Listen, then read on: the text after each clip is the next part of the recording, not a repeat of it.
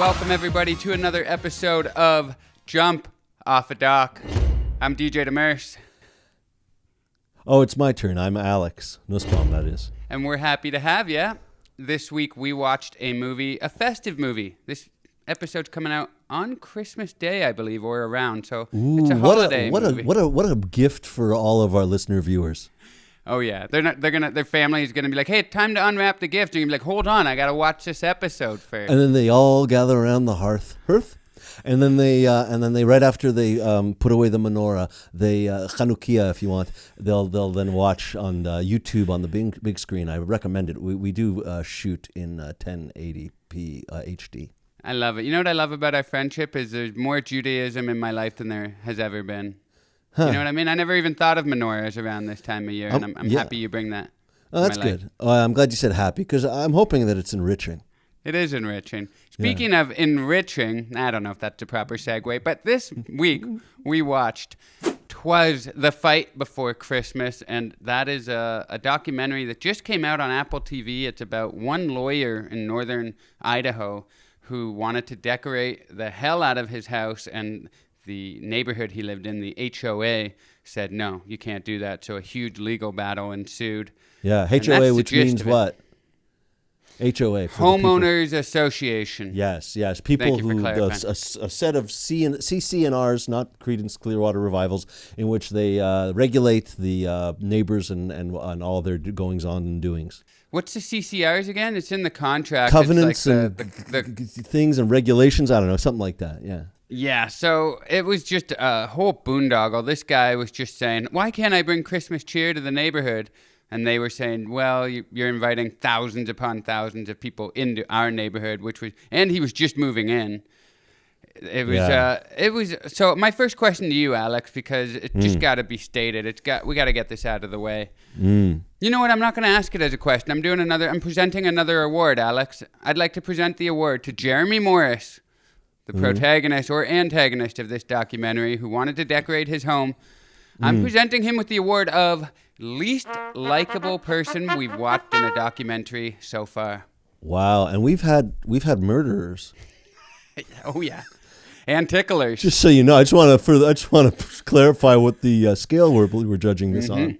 Yeah, and I stand by. I wanted to like him. I try to have empathy for everybody, and I watch in a documentary. I try to see the world from their point of view. But boy, did he make it tough. He did, but I just want to say that as a counter to your position, that I think for this particular episode, I want to try to maintain a peaceful attitude about this whole thing. I want to try to see this through the eyes of the Prince of Peace.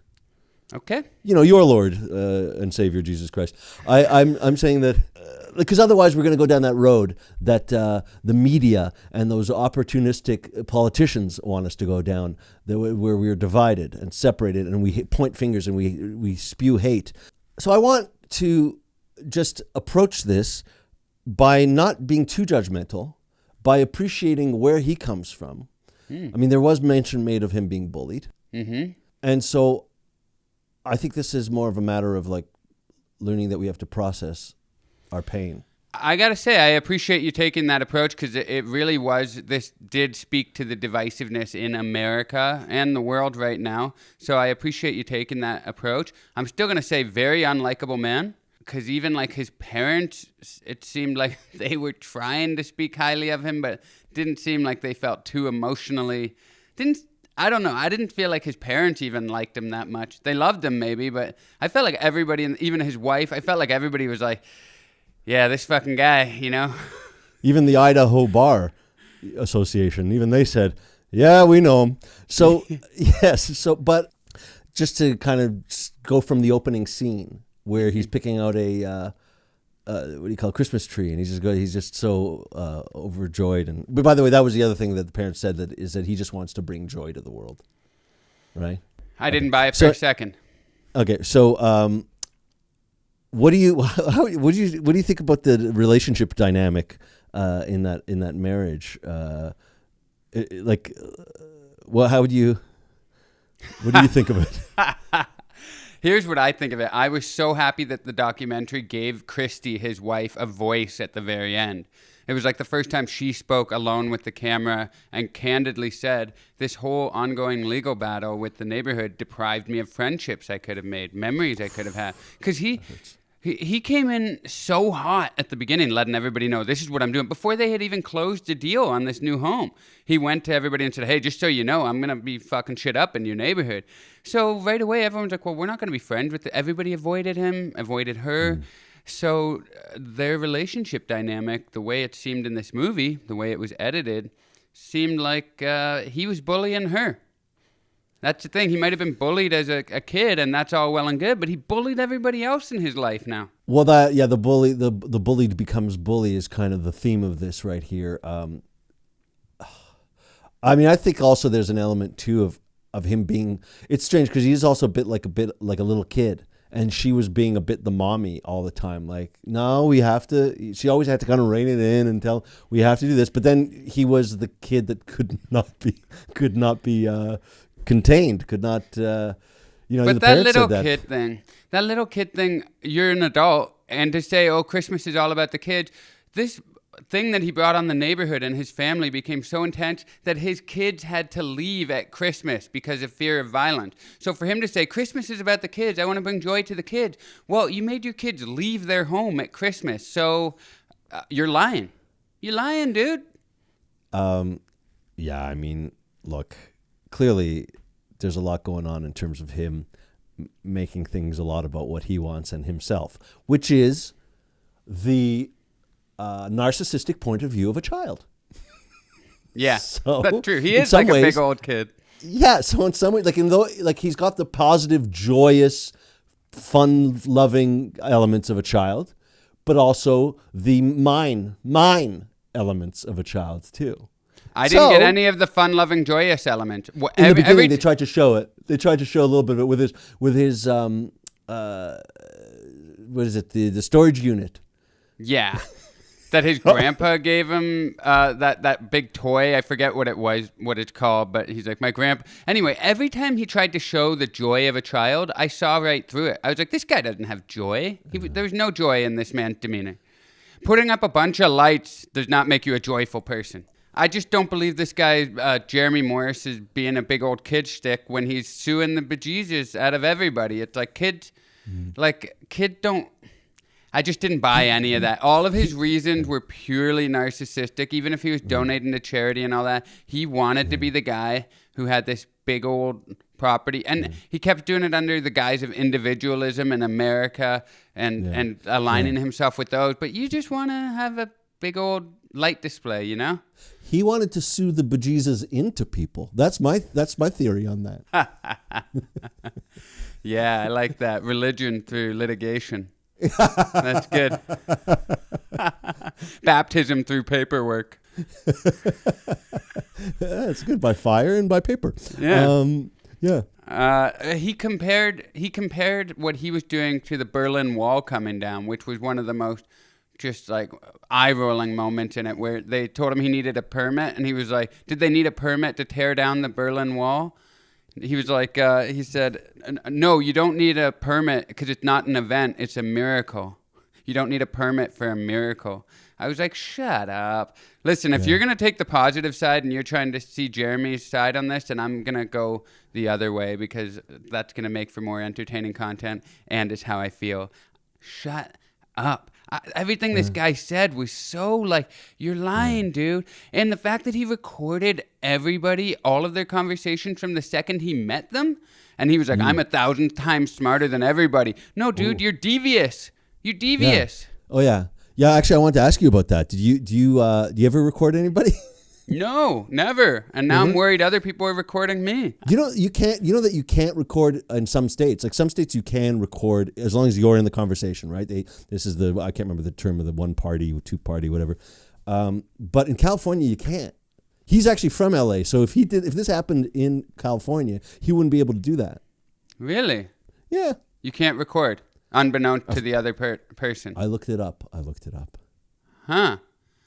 Well, that's a good fact. I'm sure a lot of people will be snacking on that fact. Ooh, that's a fact snacker. Do you know he just met Chevy Chase? Yeah, I saw that. I saw that he has a YouTube channel. Yeah, I just started it too. 540 subscribers as of this taping. Yeah, 540, and it's called The Christmas Lawyer. I mean, this guy's going all in on the branding, and he just met Chevy Chase, but he just like got to get a picture with him at a meet and greet. But the beginning of the video starts with him secretly recording Chevy Chase. Yes. I'm like, this guy can't stop with the secret recording. And it's him. He meets Chevy and he says, I paid $1.5 million to meet this guy. Jeremy says that, and then Chevy goes, yeah, and I didn't see a cent of it. So I don't know what the context was. I don't know what it was either, but it was a funny sounding line. Yeah. Well, it's funny, Chevy's been accused of not being a nice guy either. So there you go. He met his match. He just loves Griswold. That's why, right? He loves Griswold. He thinks Clark Griswold is an aspirational character. I'm like, I don't think that's what we're supposed to be taking away from those movies. I think that was what I was thinking too. But I'm just thinking that maybe, because he has designs, political designs, right? He wants to be a senator, maybe be the president. I mean, he's following in the great footsteps of Nixon if he's recording everybody. Was Nixon recording people pre-presidency, though? No, but I'm just saying that, that's talk about looking at somebody as an idol to try to emulate. I don't know all the details of Nixon, but I can only imagine how much more difficult it was to record surreptitiously back then, just wheeling in a big old recording machine but putting a little plant over it or something. Oh, no, that's just a new plant. Yeah, you put it in the closet, but they can hear the of the recording equipment moving around back there. Yeah. Too easy now, man. But I love because for anybody who hadn't watched the documentary, he won his case against his homeowners association that was trying to stop him from doing his event every year at Christmas. But then it got overturned by a judge. And so he now is appealing that, and it's just dragging on and on. But I love that it got overturned because all of the conversations that he recorded, I was like, what jury is listening to that? This is the problem I have actually with the divisiveness and the rhetoric that's being used a lot in the media and everything is that things are clearly cherry-picked now to show you like what they want you to believe. And too many people now are thinking like lawyers where they're like, well, he said that. And so, I mean, it's open and shut case. And you're like, but you're not a lawyer. Like, use your human brain and heart. Aren't you curious what happened in the 5 minutes before that or why this person felt immediately aggravated by the person who was recording them? Or are you not able to see that this person was trying to ensnare them in a trap to say something? Like, I just feel like all of his recordings were so clear that this was a lawyer trying to set up a trap for later use and that the jury should have been able to see through that.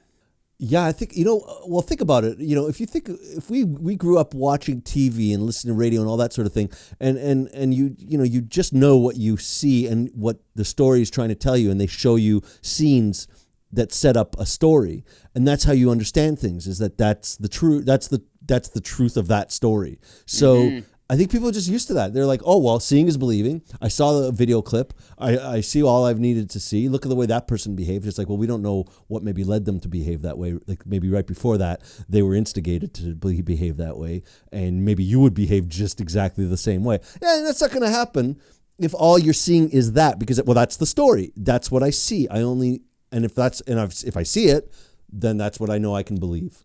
I will say, though, I wanted to take his side at point. He just made it impossible. But I get that, like, the HOA, like, I've never owned a home, and I've certainly never owned a home in a community that was governed by a homeowners association. But I wouldn't go so far as to call them commie, as he did.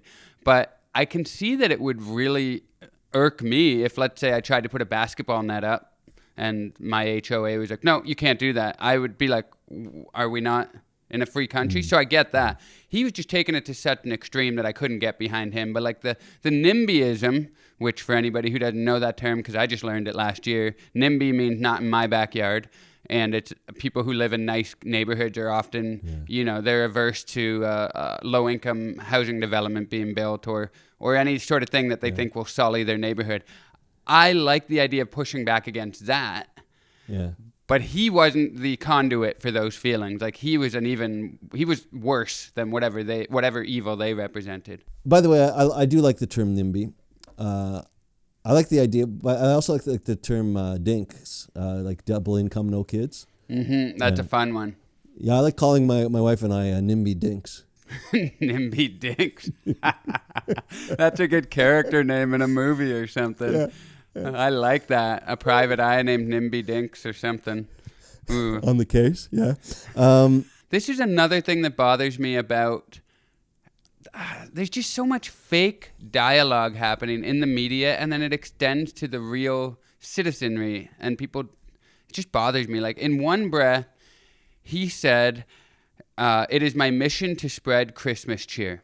And in the very next clip in this movie, he said, he was talking about his decorations, his event. He said, "It is going to get bigger and better every year because my neighbors are bitter, angry old people who deserve it." And you're like, so you're not trying to spread Christmas cheer. But this is, to go back to my point, is like people will like take people at what they say at face value. So when he says, I'm a Christian who wants to spread Christmas cheer, they take that in, and then everything else that he says that proves to the contrary, they're like, yes, but God chooses imperfect vessels and all sorts of things. It's like, no, like when somebody tells you something, believe it. Like, this is what he's actually doing. So him trying to hide behind the Christianity thing in this lawsuit just enraged me, because that was a huge mistake on the HOA's part, even mentioning that in their original email, though. But you see, yes, you're right about that. They did make a mistake, and the guy called it, the cop term of, a fart. You can't push a fart back in, right, once it's out. That's a legal term.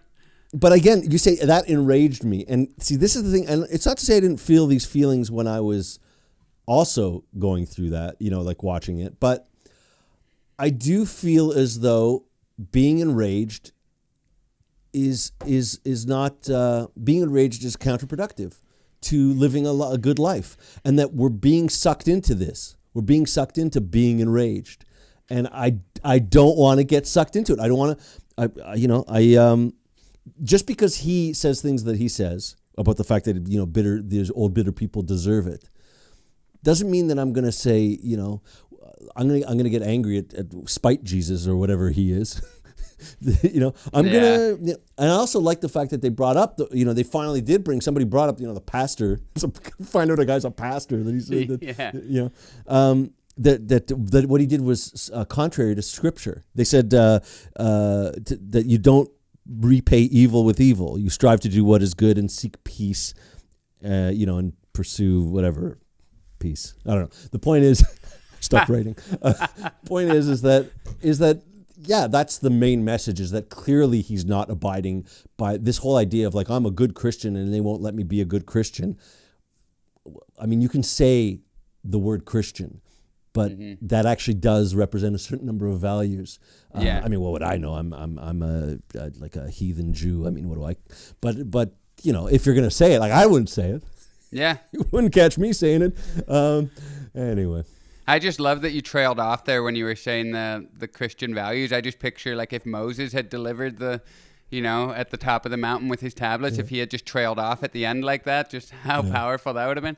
Thou shalt not, you guys know, whatever. Blah, blah, blah, blah, blah. You figure it out, right? You get the gist from what I just said, what you probably shouldn't do. I mean, if I have to tell you, which again, the fact is a lot of religious people, they are religious because they kind of need the guidance that some people might in their heart not know naturally what to do that's right. But then again, that's maybe why it's good for society in some ways. Some people think religion's bad. In some ways it can be a good force, as long as you don't use it so you could put up lights. I mean, at some point I'm going to have like a message to Jerry. I'm not going to say it yet, but I wrote down a message to Jerry in case he's watching this. Yeah. And he will be watching it. This guy's got Google Alerts.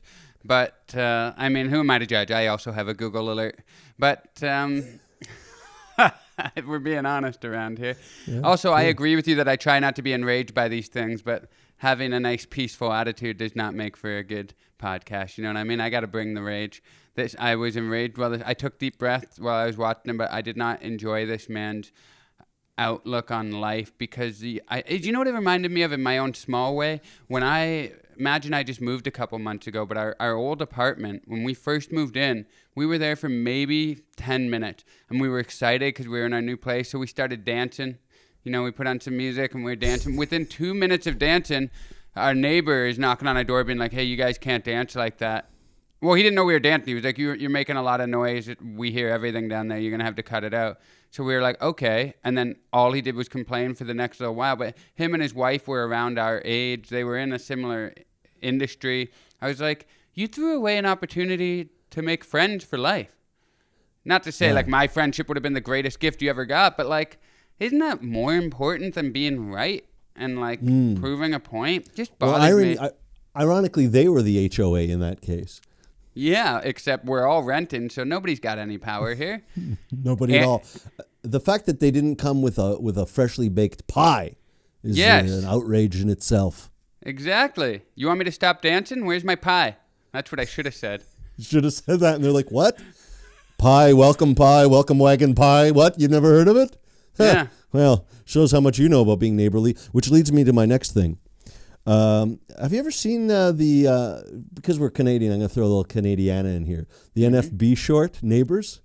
No. National Film Board of Canada. They're known for like quirky animation, like they kind of commission artists to make animation. It won the Oscar in like 1952. 1952? I didn't know the NFB had been around that long. It's been around for a while, and wow. It's this thing. It's called pixelation animation, where like you move frame by frame, you move a little bit, and so but it's actually people, so they're moving around in this weird kind of like gliding around the screen and all that. It's about two neighbors, and there's like a flower that grows right on the line of the property, and then they fight it out to the death. It was an admonition of war. What, they want to destroy the flower, or they're trying to figure out No, they're whose destroying flower themselves because they wanted the flower. Each one wanted that. They were trying to claim the flower as their own. You can watch it. You can check it out, Neighbors by Norman McLaren. But it's interesting because it brings me to my point. Okay. So you haven't seen it. You should see it. Maybe you show a clip of it. I don't know. Okay. I mean, what I would have said to this Jerry character is, if you're talking so much about being Christian, can I direct you to Matthew 22, verse 39? Thou shalt love thy neighbor as thyself. Maybe he was loving his neighbor as thyself, and the problem is he didn't love himself enough. He hates himself. You see, now you're starting to see a bigger picture, DJ. I'm proud of you. Thank you. Let me ask you this, DJ. Do you have a message for Jerry if he's watching? Jeremy? Huh? You said Jerry. You mean Jeremy, the lawyer? Have I been calling? Is this Jeremy? I've been calling? I think I've been calling him Jerry all this time. Huh? I didn't even notice. It's Jeremy, I think. It seems disrespectful, but then again, that's what you get for maybe not treating people the way you should. So I have a message for him. Here it is. This is truly like if he's wanted. I just want to say, like, I urge you, get some proper therapy, right? Just to help work through the bullying you went through and all that. You gotta work it out. I don't know if it's too late. Maybe he's already switched to narcissism and there's no going back. I don't know how that works. But not everybody's trying to keep you down. Some people are just trying to live peaceful lives. That's all I'm saying. They just want peace. I don't know Jesus, but I got the sense that he wanted peace on earth more than the glorification of his name through strings of lights and a desert animal. And to quote Marvin Gaye, who also had to contend with a nasty Christian, his dad, I don't want to get into that. Father, we don't need to escalate. War is not the answer, for only love can conquer hate. Please, Jeremy, take that with you and see what you can do about making some peace around you. Huh? Yeah? Cut that out if you want. Oh. That was beautiful, man. It wasn't really, but there might be a couple of good points in there. I don't know. When we're going into this episode, if you had asked me, is Alex going to quote a Marvin Gaye song? I would have been 50-50. Yeah, I don't know how I felt about what I just did there, but you know how it is. Once you fart, you can't push it back in. That's true. Gandhi. Yeah. Good quote. That's what that is. That's an internet quote. Picture Gandhi and that quote. Do you That's know what why they I do, think right? you've been struggling? Why you don't know how you feel about some of the things you've said here, Alex? Because you Yeah. don't like Jeremy. That's why you said his name wrong. You I called him didn't say Jerry. I liked him. But you're I didn't trying say to I be liked good. him. You're I'm trying to see the world. I'm trying to get to the root of our problems in humanity. And Yes. by just reacting and hating, I just said it. Love can only conquer hate. I heard you. It's the last thing I said. I understand, and I really respect that you're making this effort. But let me tell you something here, okay?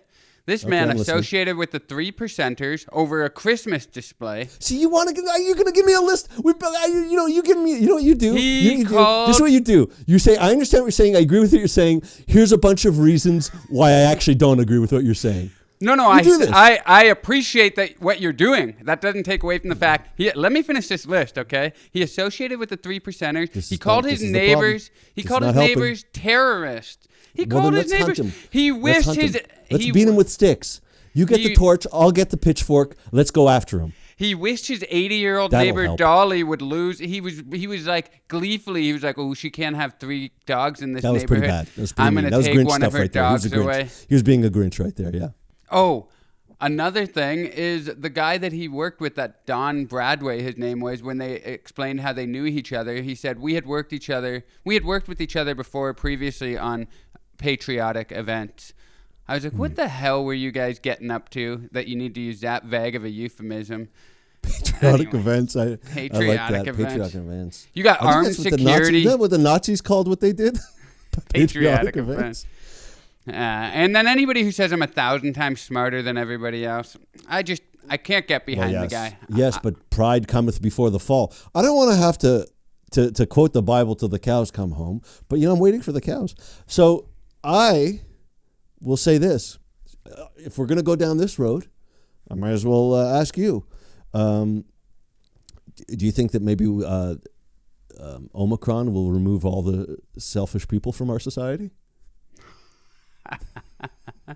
I do not.